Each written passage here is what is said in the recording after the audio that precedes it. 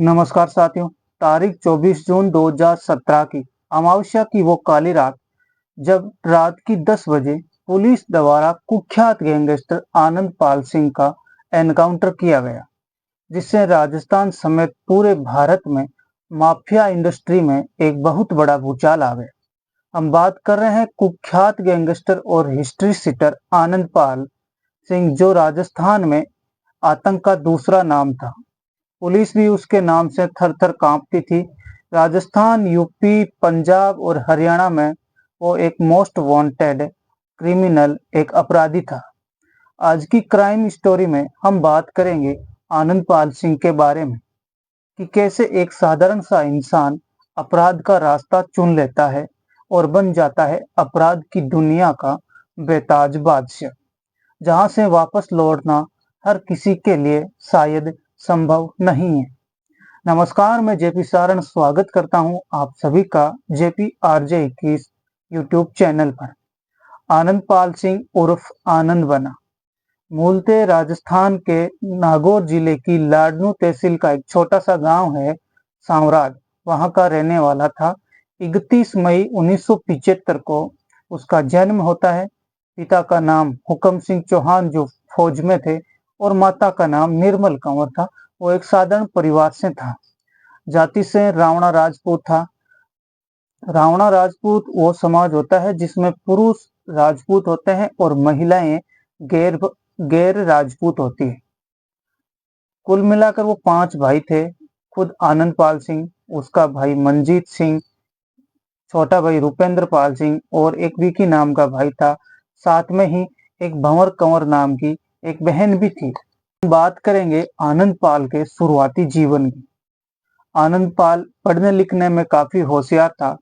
उसने लाडनू के सुजला महाविद्यालय से अल्मा मेटर यानी स्नातक की डिग्री की थी। साल 1992 में 17 साल की उम्र में राज कंवर से उसकी शादी हो जाती है। शादी के बाद आनंद पाल बीएड की डिग्री हासिल करता है और वो एक सरकारी कर्मचारी यानी सरकारी अध्यापक बनना चाहता था। लेकिन नौकरी नहीं मिलने के बाद आनंद पाल एक सीमेंट का व्यवसाय आरंभ करता है और उस सीमेंट के व्यवसाय में वो सीमेंट एसोसिएशन का अध्यक्ष भी बन जाता है। फिर दूध की डेयरी का भी व्यापार शुरू करता है। उसके पास 8 से ज्यादा लगभग गायें और भैंसें थी। अब आनंद पाल धीरे धीरे राजनीतिक जीवन की शुरुआत करता है।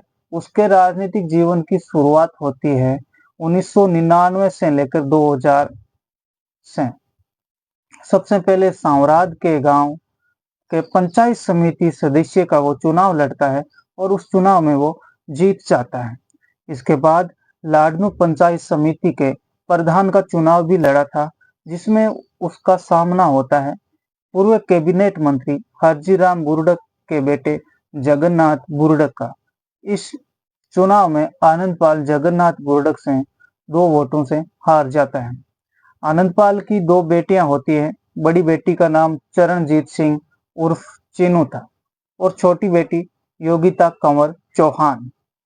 चरणजीत जो दुबई में रहती है और इंजीनियरिंग की पढ़ाई भी करती है। छोटी बेटी योगिता वो पुणे के एक महंगे स्कूल में पढ़ा करती है। अब हम बात करेंगे आनंद पाल के अपराध जगत की शुरुआत। जगन्नाथ बुरडक से हारने के बाद आनंद पाल और जगन्नाथ बुरडक दोनों के बीच राजनीतिक द्वेष शुरू हो जाता है। आनंद पाल पर सरकारी काम में बाधा डालने का पुलिस केस दर्ज किया जाता है और यहीं से शुरू होती है आनंद पाल के अपराध जगत की कहानी। करते हैं जीवन राम गोदारा और आनंद पाल। दरअसल साल 1992 में आनंद पाल की शादी की बिंदोरी को कुछ दबंग लोगों ने रुकवा दी थी और पथराव भी किया था। गांव के उसके अपनी ही जाति के लोगों ने आनंद पाल के पिता को दूल्हे की घोड़ी पर बिंदोरी नहीं निकालने की हिदायत दी थी। उस समय छात्र नेता के रूप में जीवन राम गोदारा का दबदबा हुआ करता था और आनंद पाल ने इस घटना के बारे में पूरी जानकारी दी थी अपने दोस्त जीवन राम गोदारा को। जीवन राम और उसके साथी सांवराज पहुंचते हैं आनंद पाल के साथ और मिलकर इस समानता का विरोध करके आनंद पाल की बिंदोरी निकलवाता है। समय के साथ सब कुछ सही चल रहा था, तभी एक व्यक्ति होता है फौजी मदन सिंह, जिसकी जीवनराम से कुछ कहा-सुनी होती है। उसकी जीवनराम के साथ दुश्मनी चल रही थी। जीवनराम ने फौजी मदन सिंह को मरवा दिया। मदन सिंह आनंदपाल का कोई रिश्तेदार था और उसकी जाति भी का था, जिसकी वजह से जीवनराम और आनंदपाल के बीच दोस्ती टूटकर दुश्मनी में बदल जाती है और धीरे-धीरे दोनों दोस्त एक दूसरे की जान लेने पर तुलने शुरू हो गए।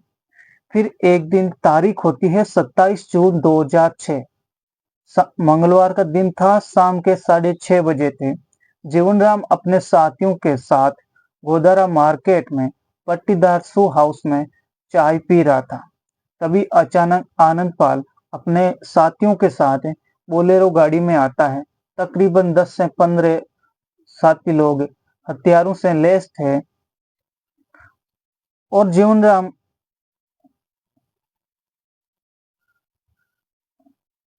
तकरीबन 10 से 15 लोग हथियारों के साथ खड़े थे और जीवनराम और उसके साथियों पर गोलियां चला दी, जिसके कारण पूरे गोदारा मार्केट गोलियों की गूंज से गूंज उठा था। जीवनराम और उसके साथी घायल हो गए, जिन्हें डीडवाना के बांगड़ अस्पताल में भर्ती करवाया जाता है।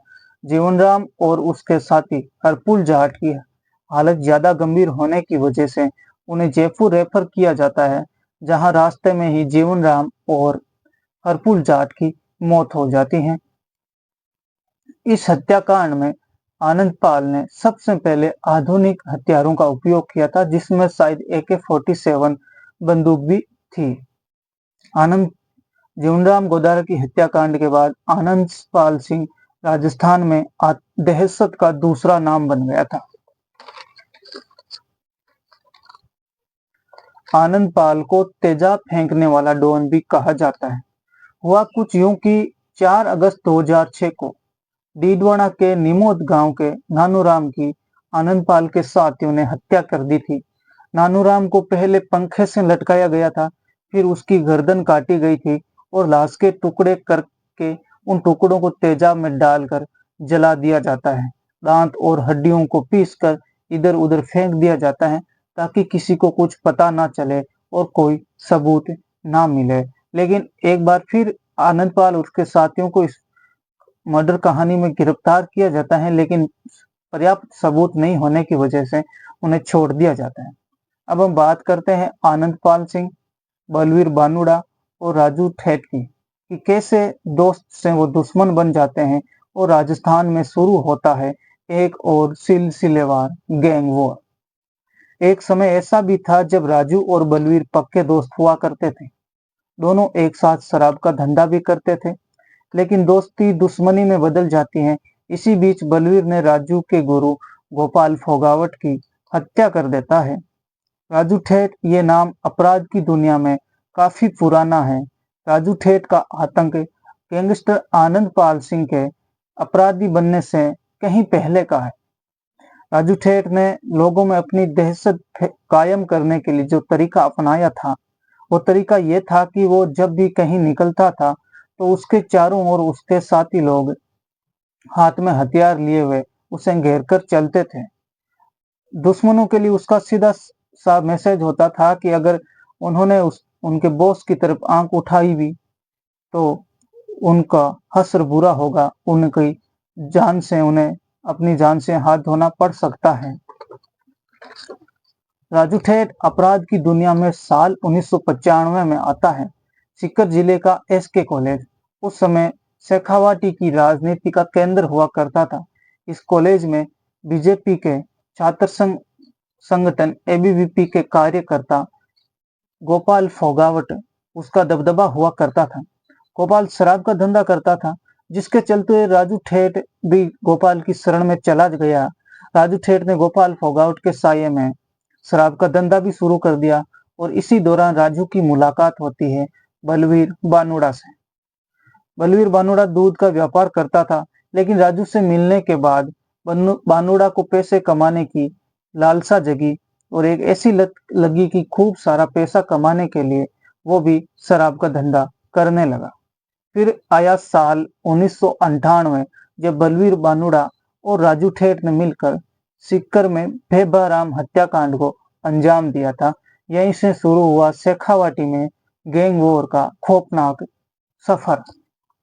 साल 2004 में वसुंधरा राज्य सरकार के समय में शराब के ठेकों की लॉटरी निकाली गई थी, जिसमें जीन माता इलाके में राजू ठेठ और बलवीर बानुड़ा के नाम से शराब की दुकान खुली थी। शराब की दुकान अब शुरू हो जाती है।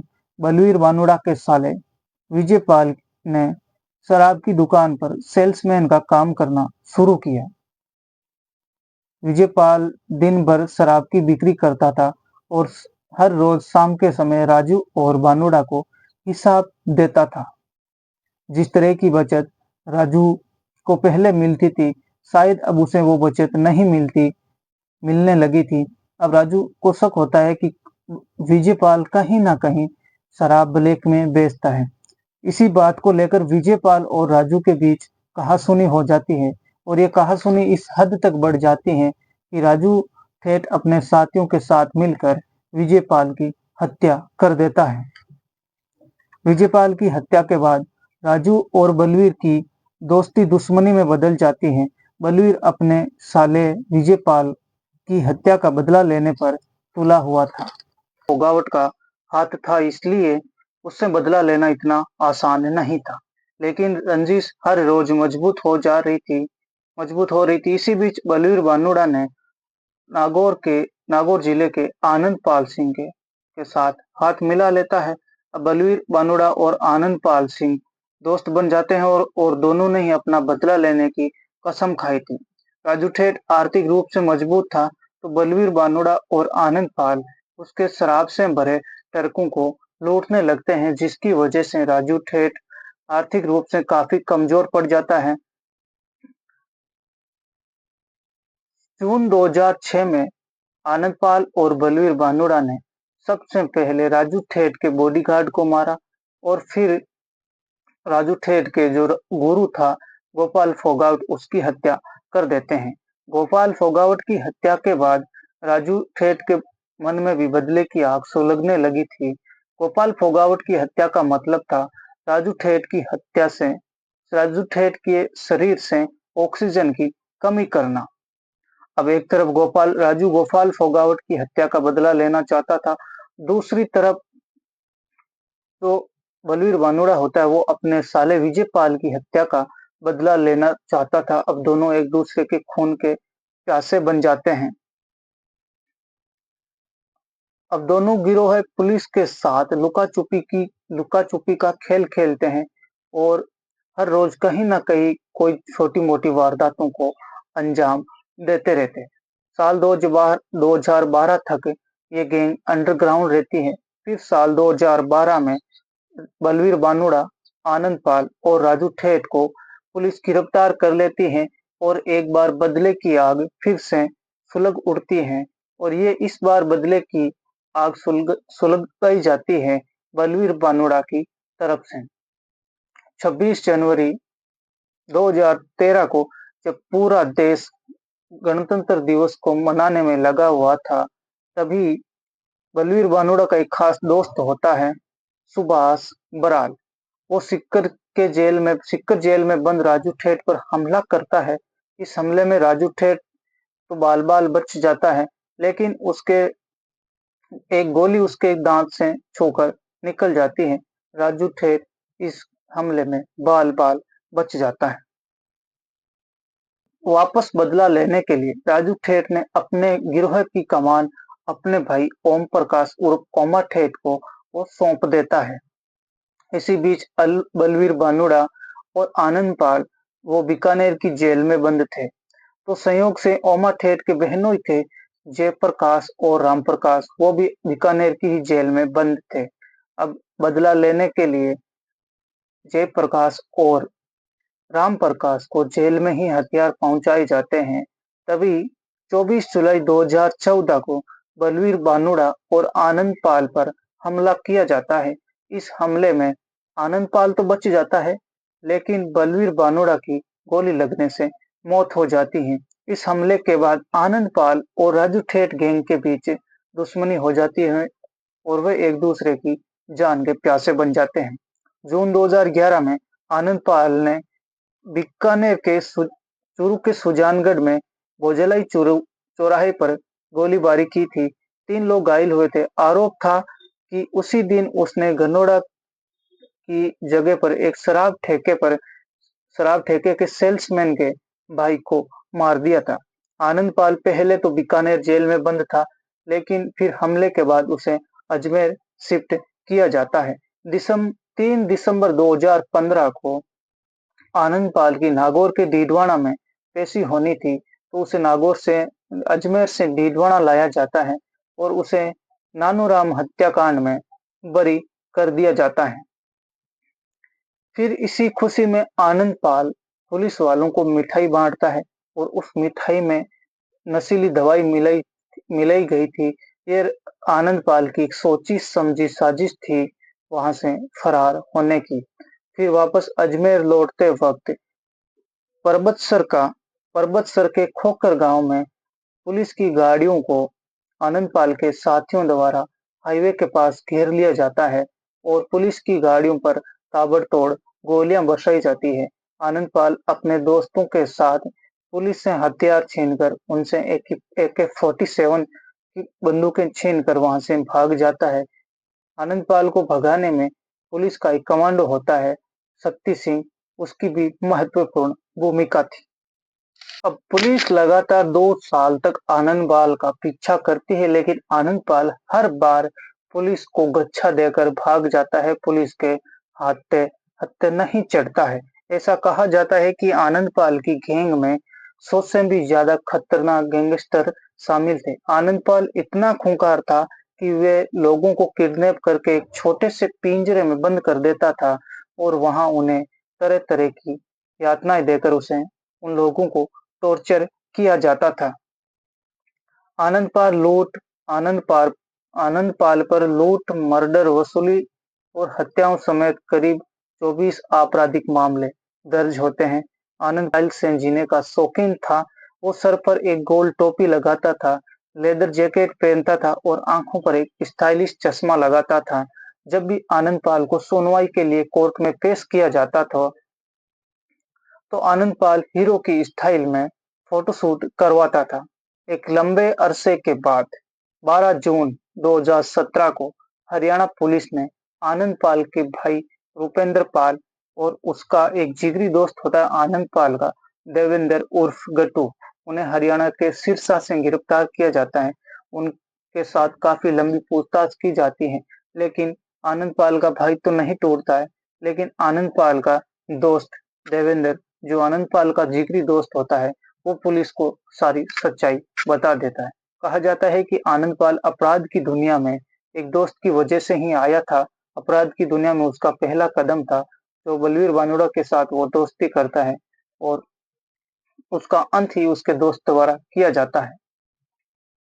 आती है 27 जून 2017 की अमावस्या की वो काली रात, जब एसओजी की टीम आईजी दिनेश एमएन के नेतृत्व में राजस्थान के चूरू जिले की रतनगढ़ तहसील के मालासर गांव के सरवण सिंह के घर पर पहुंचती है। कुछ लोग नींद में सो चुके थे और कुछ लोग नींद की आगोश में आने वाले थे। कुछ लोग में सोने की तैयारी कर रहे थे।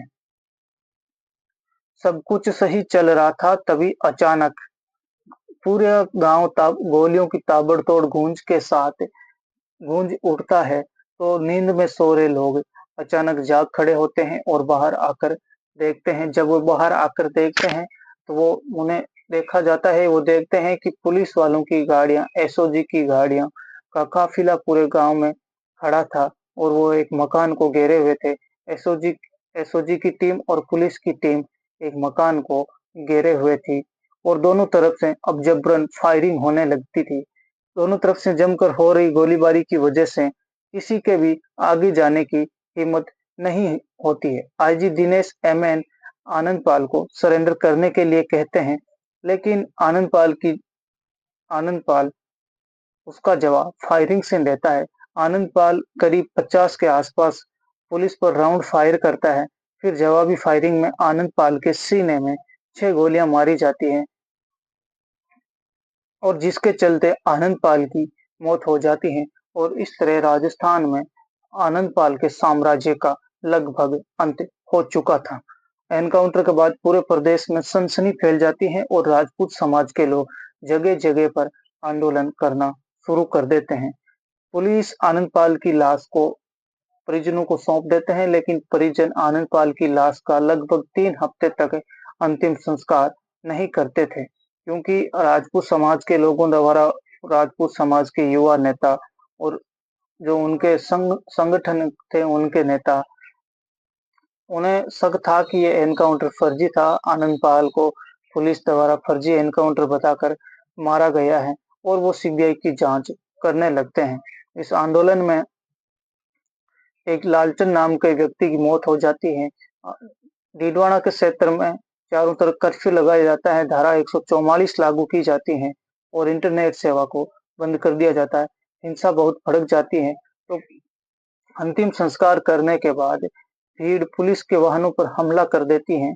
फिर सरकार और समाज की भी सहमति बनती है कि आनंदपाल एनकाउंटर की सीबीआई जांच की जाएगी।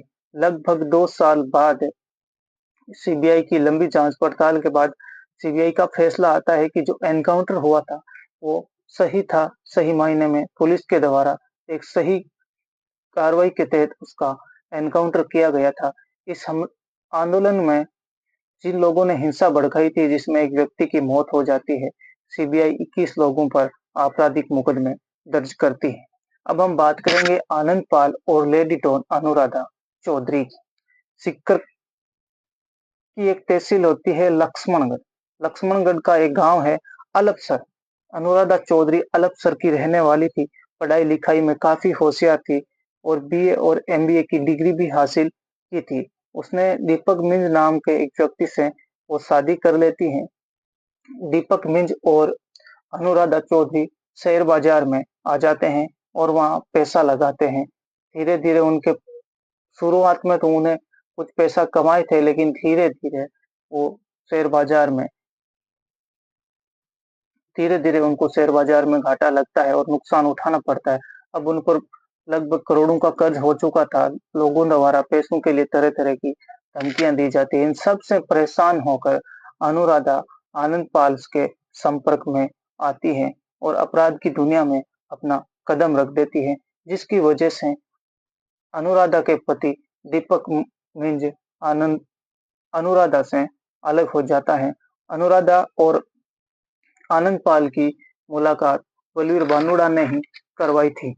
अनुराधा ने धीरे धीरे अपने आपराधिक कदम बढ़ाना शुरू किए। उसने लूट डकैती अपहरण समेत कई घटनाओं को अंजाम भी दिया था, जिसके चलते आनंद पाल का उस पर भरोसा बढ़ जाता है और आनंद पाल अपनी पूरी गैंग की कमान अनुराधा चौधरी को सौंप देता है। अब धीरे धीरे दोनों में नजदीकियां बढ़ती हैं, दोनों की प्रेम कहानियां चलती रहती हैं। लेकिन एक इंटरव्यू में अनुराधा ने कहा था कि उनके बीच ये कोई शारीरिक वो संबंध नहीं थे, वो उसकी गर्लफ्रेंड नहीं थी, वो सिर्फ उसकी एक दोस्त थी। अब आनंद पाल को अंग्रेजी फराटेदार अंग्रेजी बोलना भी अनुराधा चौधरी ही सिखाती है, जिसके बदले में आनंद पाल अनुराधा को AK-47 चलाना सिखाता है। आनंद पाल AK-47 का बड़ा शौकीन था। उस पर राजस्थान पुलिस द्वारा लगभग 5 लाख का इनाम घोषित किया गया था। आनंद पाल एनकाउंटर के बाद पूरी गैंग की कमान अनुराधा चौधरी संभालने लगती है। फिर राजस्थान में अपना खौफ कायम रखने के लिए वो लॉरेंस बिश्नोई गैंग से जुड़ जाती हैं। दिसंबर 2022 में जब राजू ठेठ की हत्या की जाती है, तो इस हत्याकांड में अनुराधा चौधरी, लॉरेंस बिश्नोई और इन जैसे गैंगों का नाम सामने आता है। लेकिन इस गैंग का ही एक सदस्य होता है रोहित गोदारा, जिसने फेसबुक के जरिए राजू ठेर हत्याकांड की जिम्मेदारी ली थी। जब अनुराधा इस गैंग में शामिल हो जाती है, तो उसकी मुलाकात होती है काला जेठाड़ी से। धीरे धीरे उन दोनों की नजदीकियां बढ़ने लगती है, वो दोस्त बन जाते हैं और दोस्ती प्यार में बदल जाती है। और इसी साल 12 मार्च 2024 को काला जेठेड़ी और अनुराधा चौधरी एक दूसरे से शादी कर लेते हैं। इस प्रकार जुर्म की दुनिया में कदम रखने वाले एक सीधे साधे इंसान का खौफनाक अंत हो जाता है। कहानी सुनाने का उद्देश्य किसी की भावना के साथ खेलना नहीं है, किसी को परेशान करना नहीं है, बल्कि समाज में हो रहे जघन्य अपराधों के बारे में आप सभी को सावधान करना है, आप सभी को जागरूक करना है। आज की कहानी में बस इतना ही। मिलते हैं अगली एक और सच्ची कहानी के साथ। तब तक